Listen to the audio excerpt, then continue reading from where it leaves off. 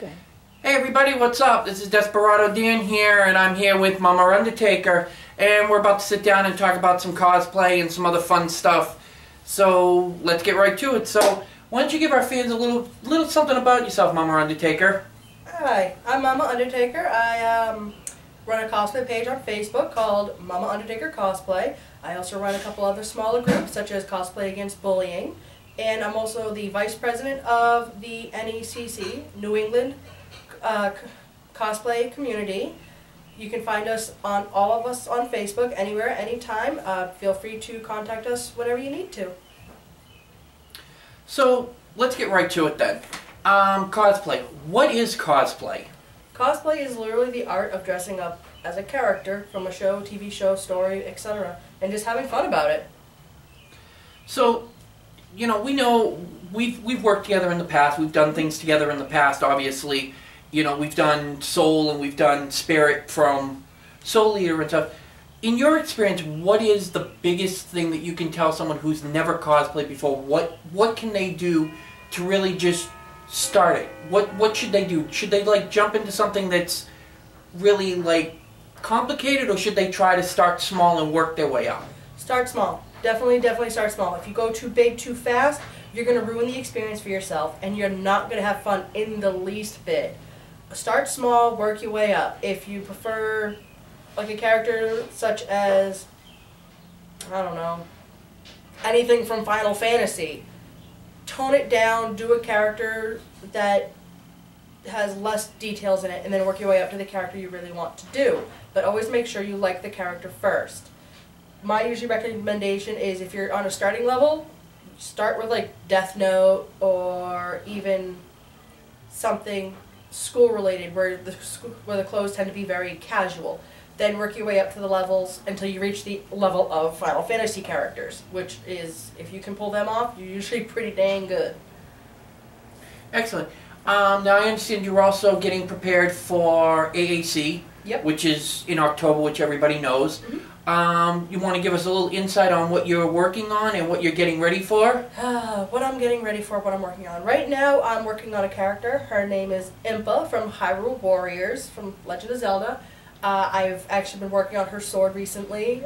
It stands approximately 8 feet tall, which is very proportionate to my body height, believe it or not. Her costume is in the process of being worked on, i.e. the sewing's done. I have to work on all the armoring and everything like that. Aside from that, we're doing some panels. We're hoping to get them. If we do, yay. If we don't, oh well, it happens. And we're looking to go into masquerade performance. That right there we're going to keep a little confidential, only because we don't want other people submitting for the same idea before we can. Yes, we are greedy like that. That is completely understandable. And we are competitive. Ha ha ha. Well, speaking of the competitiveness, obviously, as you know, you've seen Heroes of Cosplay on TV. Yeah. You've seen a lot of like these people competing for cash prizes and things like that. How do you feel about that? Do you feel that that's what cosplay is, or do you feel it's more about the fun and making friends and having a good time? All right. For starters, Heroes of Cosplay is a joke. They've actually confirmed that a lot of the stuff that happened in that show, all the drama, was actually editing and people being told and written up and paid to attack those girls and each other. I will never believe anything on Heroes of Cosplay. I'd watch it for the costumes. That's it. Nothing else. It's not really a good depiction of what cosplay really is. When it comes down to the competing aspect, believe it or not, a lot of people are a lot kinder when it comes to the competition. You will have people that will heckle in the back. You'll have people that'll be like, I'm better than you. But in the end, no matter who wins, no one's really upset about it.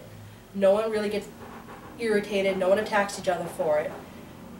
I think the worst case situation is you might get some dirty looks, but that's only because it's one of those people thought they were better and they got proven wrong. That's what the competition really is. It literally tells people who are stuck up that they may not be as good as they think they are. It tells people who think they are horrible at doing it are better than they think they are. And it just helps even out the playing field for cosplayers, because it actually tells you are that good or you are not that good. Great. You know, again, getting back into the cosplay aspect of it, I know a few years ago you and your boyfriend Vincent had done a competition at AB. Actually, it was this past year. And you guys won the judges award. We actually, this past year at AB, which was 2015, we actually walked away with the first place performance award. We were not planning on winning. We did not even want to win. It was literally a big surprise to us. We just wanted to make as many people laugh as we could, and that's our goal every time we perform. The year before that, we went in with the same aspect. Go in, make people laugh, get off stage. That's what we're there for. We're just there to entertain. And we actually walked away with first place craftsmanship, and that was a Black Butler skit. We went up to AAC on 2014, and we walked away with the Convention Chairman's Award, which is our third time winning that. We are actually, this year, planning for number 4. We want the 4th one, just for giggles. Very good. So, I know a lot of the people that are viewing this right now are probably saying, well, she's a professional cosplayer, she's done... But you've done so many things in the past, and people are like, well, she's done this, she's done that, why does she keep competing? Why do you keep doing it? Why do you keep wanting to raise that bar? Don't you think you've done enough? I'm not competing against other people. I'm competing against myself. Every time I compete, I don't care about what the other people think. I don't care what the other cosplayers are wearing. I don't care what their level is. I'm not competing against them. I'm competing against myself. If I win one year and I don't win the next year, that tells me either I didn't step up my game, or the community stepped up their game farther and faster than I did, and I didn't see it. And but in all honesty, I win, I lose, I lose. It's no skin off my back. So let me ask you a question. As you know, there's a lot of first-time cosplayers, and there's some people that have never cosplayed, never once in their life. Mm-hmm. If you could give one person just something to go on, to like be able to go out and just do a cosplay, just for them to give it a try, what would you tell them? Do it. As Shia LaBeouf would say, just do it. If you don't try it at least once, you're not going to know. And if you're going to be the person that's going to sit there going, it's stupid, it's stupid, it's stupid, and never try it once, then you are literally being ignorant because you don't know what it's like. Cosplaying in a group of people is different than not cosplaying in a group of people. It feels different no matter what you do. I've gone to meetups where I've been in costume. I've gone to meetups where I've not been in costume. I've been in conventions in and out of costume. I actually have more fun in a costume than I do outside. Very cool. Now I'm gonna ask you to do something here that's kind of out of the realm of what we're doing. Now, I bunk with you personally at cons. We share the room. I'm constantly around you all the time, and I'm amazed by what you do. I'm honestly amazed by the costumes you make, the props that you do, the things that you do. Would you indulge the audience and give them a sample of your Undertaker voice? Oh lordy, Undertaker. Well, it depends. Do you want the mega style, the anime style, or just the stage style? Whatever you deem worthy. Alright. Usually when I do the stage style, it's usually because it's louder, it's more obnoxious, I guess you could say. But it's very we all know that. But it's very fitting to the character. True. When I tone it, I will tone it down for certain areas like meetups and everything, but in the grand scheme of things, it's all the same, it's just how loud and obnoxious it is. Let's see if I can't do this. Well, hello, little Sebastian. Would you come and play? Tell me a joke for me, please. Tell me a joke, please.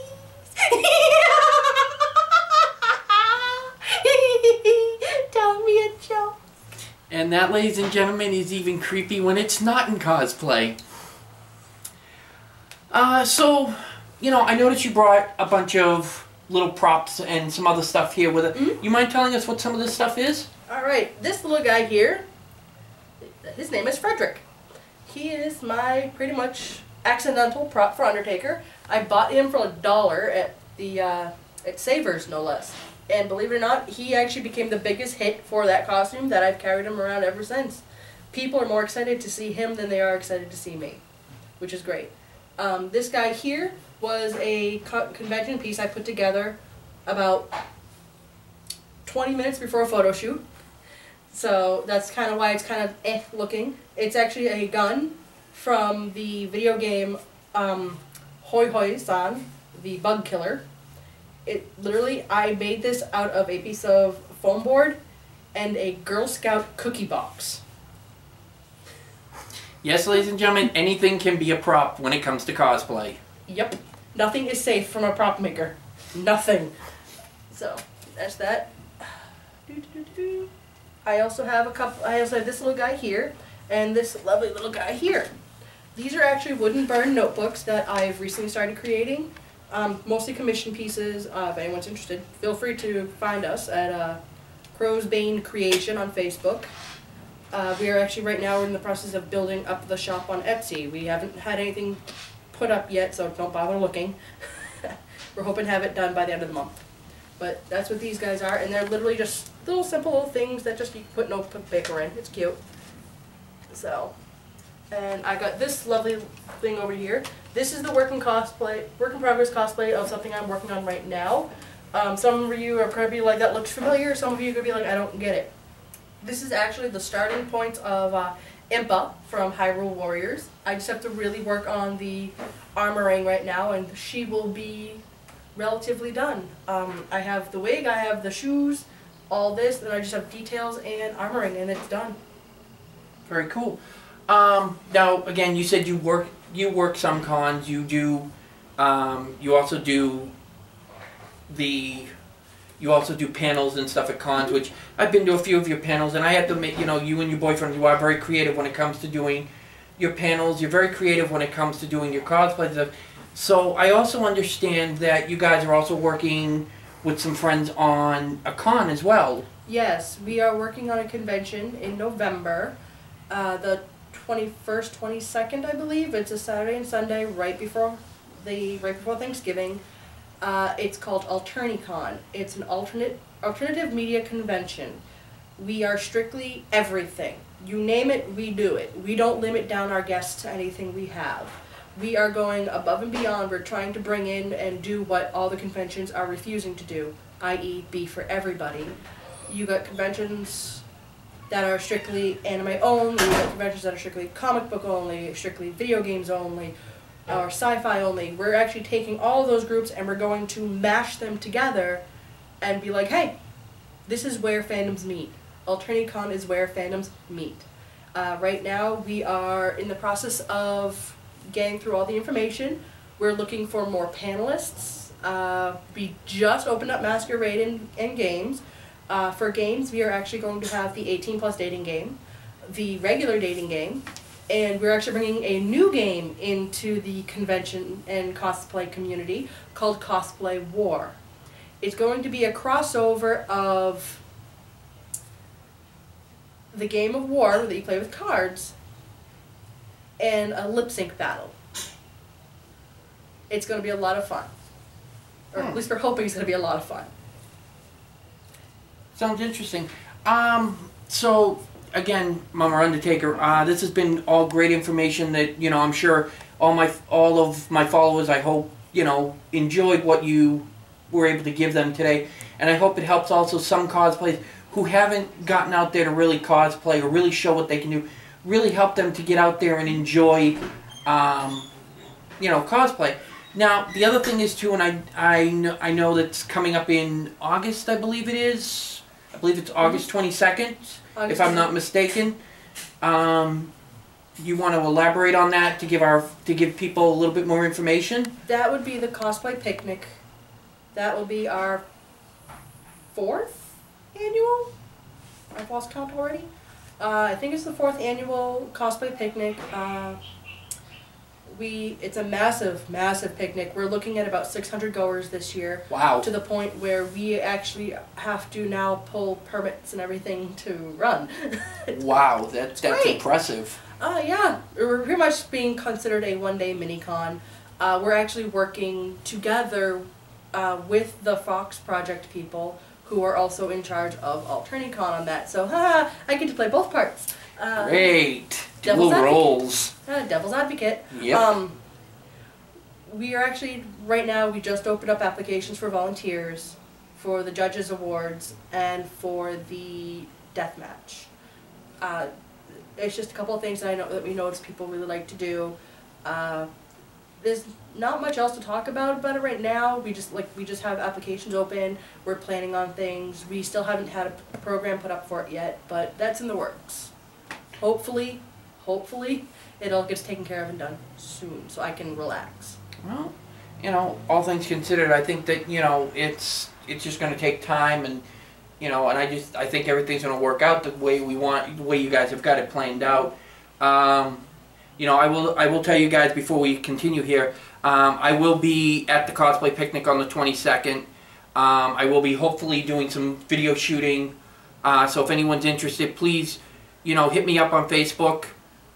You know, most people know who I am. I'm friends with a lot of the different cosplayers and stuff. So I will be there. I will be there. My wife will also be there taking photos as well. Shiniko Photos on Facebook. Check her out. She's very cool. So getting back to you know, getting back to the competition and the whole thing. You know, I'm sure you've seen on Facebook, and you've seen it in the news and stuff, how people have talked about, well, cosplay is more about, you know, people just being weird or people just being stupid. How do you find that compared to, like, people that are drinking or going out and doing, like, drugs and stuff? You know, you know, the way they perceive it. You know, do you believe that cosplay is perceived that way, or do you believe it's just a fabrication that people are just mocking us into that group? Well, for starters, anyone who does drugs, they're idiots. They're ruining their health slowly yet surely. A lot of people in the cosplay community have been called weirdos, have been pretty much told they're immature. However, that has slowly yet surely been changing over, where people are realizing costuming and cosplaying are not as weird or immature as people think it is. And a lot of it has to do with people are starting to understand it, and they're starting to accept it. And because of that, they're realizing it's not as bad as they think it is, it's not as nerdy as they think it is, and it's becoming, well, it's becoming more popular. So, which is a good thing, because it allows people to express themselves and have fun, and realize they don't need to be doing stupid things to have fun. They can just be a character being stupid and have fun. Great. Well, Mama Undertaker, I want to thank you for sitting down with Desperado Dan today and in giving us a little bit of insight into the cosplay community and some of the stuff going on, and you know, the way you've come across. And I know I can tell you this from just meeting you and stuff. You know, I know you've helped me out a lot with cosplay, and you've changed the way I've done a lot of my cosplays and stuff. So I want to thank you for that, and you know, thank you again for being on my show today. No problem. So guys, this is going to be the end of this segment. This is Desperado Dan. So check you guys later.